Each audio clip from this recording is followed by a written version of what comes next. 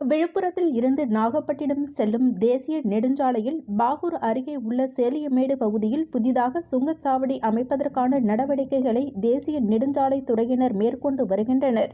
இந்நிலையில் சேலியமேடு பகுதியில் புதிதாக சுங்கச்சாவடி அமைந்தால் சுற்றியுள்ள கிராமப்புற மக்கள் பாதிக்கப்படுவார்கள் என எதிர்ப்பு தெரிவித்து உருளையன்பேட்டை தொகுதி சட்டமன்ற உறுப்பினரும் மனிதநேய மக்கள் சேவை இயக்க நிறுவன தலைவருமான நேரு என்கின்ற குப்புசாமி தலைமையில் கிராமப்புற மக்கள் பாதுகாப்பு இயக்க தலைவர் ஜெகநாதன் மற்றும் சமூக அமைப்பினர்கள் பலர் கலந்து கொண்டு புதிய சுங்கச்சாவடி அமைய உள்ள இடத்தில் சாலை மறியல் போராட்டத்தில் ஈடுபட்டனர். இது பற்றி சட்டமன்ற உறுப்பினர் நேரு என்கின்ற குப்புசாமி செய்தியாளர்களிடம் கூறும்போது, இங்கு சுங்கச்சாவடி அமைத்தால் புதுச்சேரி மற்றும் தமிழகத்தை ஒட்டியுள்ள கிராமப்புற மக்கள் பெரிதும் பாதிக்கப்படுவர். அதே நேரத்தில் சுங்கச்சாவடி அமைக்கும் போது குறிப்பிட்ட கிலோமீட்டர் தூர அளவை கடைபிடிக்க வேண்டும் என்ற விதிமுறைகள் உள்ளது. ஒரு சுங்கச்சாவடிக்கும் மற்றொரு சுங்கச்சாவடிக்கும் 50 இருந்து 60 கிலோமீட்டர் அடுத்துதான் அடுத்த சுங்கச்சாவடி அமைய வேண்டும் என்ற விதி உள்ளதாகவும் தெரிகிறது.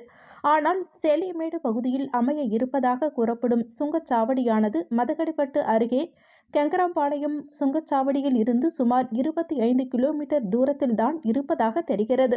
இப்படி குறிப்பிட்ட தூரத்தில் 2 சுங்கச்சாவடிகள் இருப்பது விதிமுறைகளுக்கு எதிரானது. இதனால் வாகன ஓட்டிகள் அவதிக்குள்ளாவதுடன் உள்ளூர் மக்களும் ஏழை எளிய விவசாயிகளும் அதிக தொகையினை சுங்கச்சாவடிக்காக செலவழிக்க நேரிடும். புதுச்சேரி மாநிலம் ஒரு சிறிய மாநிலமாகும். திட்டாக நிலப்பரப்பு கொண்டதாகும். இது தமிழக பகுதியை ஒட்டி இருக்கிறது. அதேபோல் புதுச்சேரி பகுதியும் தமிழக பகுதியையும் புதுச்சேரி மதகடிப்பட்டில் இருந்து கடலூர் எல்லை வரை பல பகுதிகள் அடுத்தடுத்து இருக்கிறது.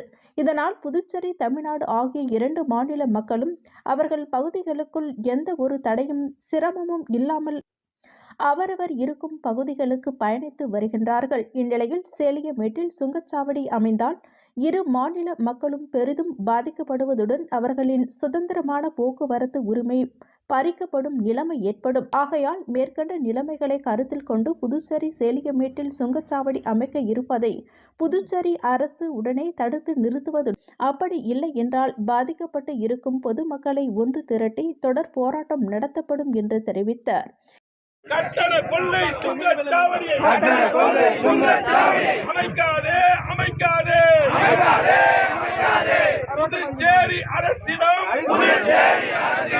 திட்ட அனுமதி பெறாதே. சட்டவிரோத சுங்கச்சாவடி அமைக்காதே. கட்டண கொள்ளை சுங்கச்சாவடியை அமைக்காதே.